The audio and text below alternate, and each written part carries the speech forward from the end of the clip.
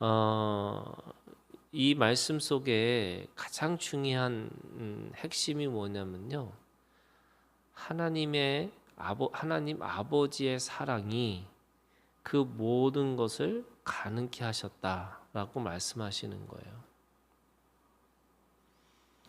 어, 우리가 아비의 마음, 아비의 사랑을 갖고 있지 않으면 그 육신의 정욕과 안목의 정욕과 이생의 자랑으로부터 떠날 수 없다 이렇게 얘기를 해요. 우리가 가지고 있는 사랑 중에 가장 놀랍고 하나님의 사랑하고 가까운 것이 결국 부모의 사랑이라고 할 수 있어요. 주님이 이스라엘 백성들에게 오셨어요. 말씀에 보면은 주님은 그 이스라엘 백성들을 위해서 오셨지만 늘 그 이스라엘 종교 지도자들이나 그들이 가지고 있던 잘못된 그런 신앙관에 대해서 비판하셨어요.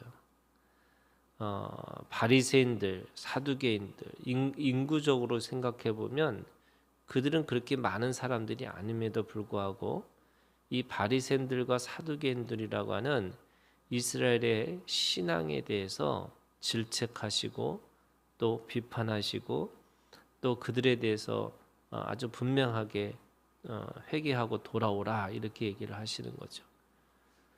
그런데 하나님의 그 궁극적인 그 목적은 뭐냐면 그들을 비난하거나 그들을 저주하거나 그들을 이 심판의 도구로 사용하시는 게 아니고 그들에게 다시 돌아오라고 하는 그 아버지의 사랑이 있으셨다 이렇게 얘기를 하는 거예요.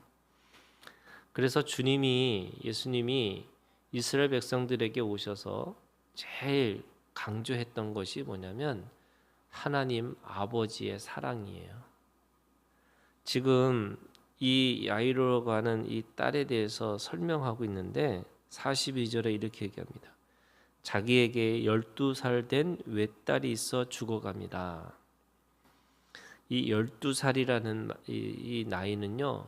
이스라엘 백성들에게 굉장히 중요한 나이인 거예요. 이 12살 반이 되면은 결혼할 수 있는 나이래요. 그러니까 다 키웠다는 거잖아요. 시집을 보낼 정도로 다 키웠는데 그 딸이 죽어갈 수밖에 없는 그런 상황에 놓인 거죠. 이 회당장인 야이로라고 하는 이 야이로는 주님 앞에 와서 무릎을 꿇습니다. 발 아래 엎드려 이렇게 얘기합니다. 그리고 자기 집에 오시기를 간구했다. 이 간구했다는 그 간구의 이 아버지의 마음이 어떤 마음이겠어요? 다 큰 자신의 딸이 그것도 오늘 보니까 외딸이 이렇게 돼 있어요. 외동딸입니다. 하나밖에 없는 자신의 그 생명이 죽어가는 것에 대해서 지금 이 안타까움으로 주님 앞에 무릎을 꿇을 수 있습니다. 가고 있는 도중에 43절에 보니까 이에 12해를 혈증으로 앓는 중에 이 여인도 12해라고 설명이 돼 있어요. 그럼 이 12라는 게 숫자적으로 이스라엘 백성들은요. 그 당시에 고대 사람들은 숫자라는 게 그냥 숫자가 아니고요. 의미가 있는 숫자예요. 12살, 12해 이 말은 뭐냐면 그들의 회복이 이제는 사람의 노력으로 사람의 열심으로는 도저히 안 된다는 것을 뜻하는 숫자예요. 사람의 노력으로 이 12살의 딸은 아무리 노력해도 안 되는 거죠. 이제는 하나님의 사랑으로 회복될 수밖에 없는 그 순간이 온 거고 이 여인도 이 12해를 알았다라는 말은 자신이 아무리 노력해도 또는 사람의 의술을 사용해도 할 수 없는 그런 마지막까지 왔다 이런 거죠. 그 마지막까지 온 이 상황이 영적으로 얘기하면 이스라엘의 영적 상태를 얘기하는 거예요. 이스라엘이 그 율법을 가지고 그들이 삶을 가지고 살아왔지만 결국 주님이 오시지 않으면 안 되는 상황까지 오게 된 거예요.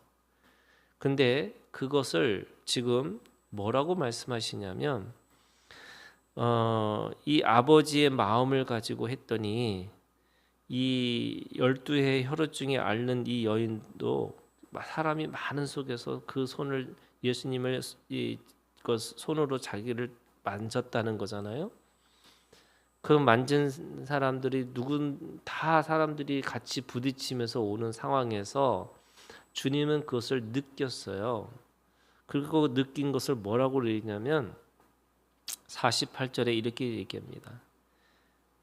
그 여인이 숨길 수 없어서 제가 만졌습니다라고, 그리고 그 손댄 이유에 대해서 47절에 얘기하니까 48절에 이렇게 얘기합니다. 예수께서 이르시되 딸아 네 믿음이 너를 구원하였으니. 사람들은 그게 이 예수님의 능력을요 무슨 기라고 생각해요. 전기 같은 걸로 생각하는 거예요. 그런데 주님은 그거를 뭐라고 말씀하시냐면 사랑이라고 말씀하시는 거예요. 이름도 모르는 이 12해 혈루증, 공동체에서 쫓겨날 수밖에 없었고, 그리고 절대로 사람들을 접촉할 수 없는 이 여인을 주님은 그 여인을 뭐라고 그러냐면 딸아 이렇게 얘기합니다. 세상을 회복시킬 수 있는 가장 큰 능력은요 바로 이 부모의 사랑이에요. 이 부모의 사랑, 하나님 아버지의 사랑으로 회복되어질 수밖에 없다라고 말씀하시는 거예요.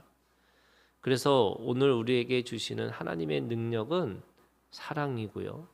그 사랑은 어떤 정기와 같고 어떤 기계적이고 논리적인 게 아니고 그 부모의 마음으로 우리 가운데 오신 바로 하나님 아버지의 사랑이라고 얘기하시는 거예요. 그래서 오늘 이 죽었던 이 아이가 살아나고 12해를 혈루증을 앓고 있는 이 여인이 하나님 아버지의 사랑으로 회복되어지는 것처럼 오늘 우리가 주님 안에서 하나님 아버지의 사랑을 가지고 누군가를 바라보고 또 누군가를 위해서 기도하고 누군가를 위해서 섬겨줄 때 이것이 오늘 우리에게 아버지의 사랑으로 살아갈 수 있다라고 말씀하시는 거예요. 야이로라고 하는 말은요 하나님 앞에 깨우침을 받은 자 이런 뜻이 있답니다. 오늘 이 야이로가 깨달은 게 뭘까요? 그것이 바로 부모의 사랑, 하나님 아버지의 사랑을 깨달은 겁니다. 그러면 그 깨달은 사람이 어떻게 해요? 똑같이 아버지의 사랑을 가지고 누군가를 바라보고 누군가의 말을 듣고 또 누군가를 만져주면서 그 죽음의 세계에서 또 아무것도 희망이 없는 그 속에서도 그 부모의 마음을 가지고 기도하고 또 그렇게 사랑할 수 있다고 말씀하시는 거죠. 오늘도 하나님 아버지의 사랑이 우리가 그 사랑을 받은 자와 같이 이제는 우리도 하나님 아버지의 사랑으로 그렇게 믿음으로 살아가는 오늘 우리가 되기를 주님의 이름으로 축원합니다. 이 성경에서 나오는 이 치유의 역사는요 표적이라고 얘기할 수 있어요. 이 표적이라고 하는 것은 기적이 기적으로만 있는 것이 아니고 그 표적이라는 것이 세 가지를 드러내고 있어요. 첫 번째는요 예수님이 누구인지를 나타내는 거예요. 그래서 그 기적으로만 사람들이 보면은 그 기적으로 사람들이 마음을 빼앗겨서 주님이 누군지를 모르는 거죠.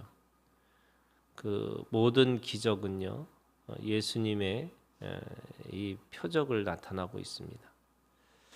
두 번째는요 그 하나님의 나라라는 것을 보여주는 거예요. 우리가 하나님의 나라는 회복이라고 얘기하잖아요.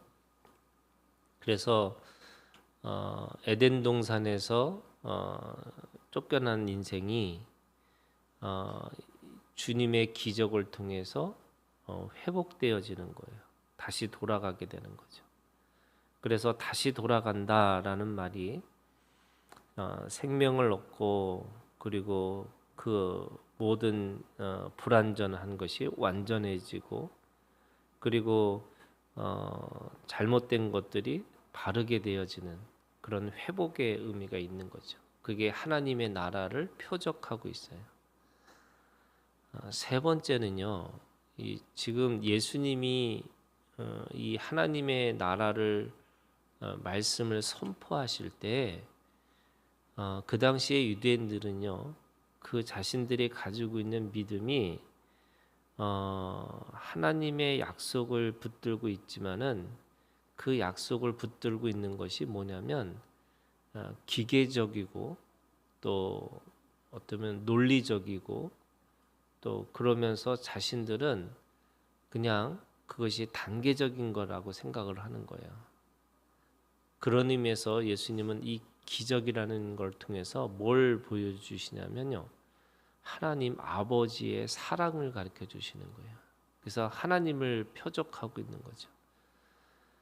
그래서 이 예수님의 치유의 사건은 하나님과 예수 그리스도와 그리고 하나님의 나라를 이 땅에서 우리한테 무엇인지를 말씀하고 있는 것이 이 기적의 치유의 역사를 말씀하고 있습니다.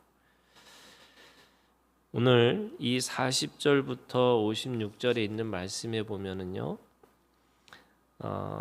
그들이 믿고 있는 가장 중요한 것 중에 하나가 지금 이 회당장이라고 하는 그 당시에 보면은 이 사람들이 평신도 지도자, 종교 지도자예요. 그런데 오늘 말씀해 보니까 자신의 사랑하는 딸이 아파가지고 예수님을 초청합니다. 그리고 예수님은 그 딸을 고치기 위해서 그 집으로 가는 도중에 지금 12해를 그 혈우증을 앓고 있는 한 여자를 만나서 그를 치유하는 역사를 보여주세요. 그러면서 또 그 딸에게 갔는데 이미 그 딸이 죽은 거죠. 그러면서 그 딸을 말씀으로 그렇게 죽었던 그 아이를 살리시는 사건이라고 할 수 있습니다.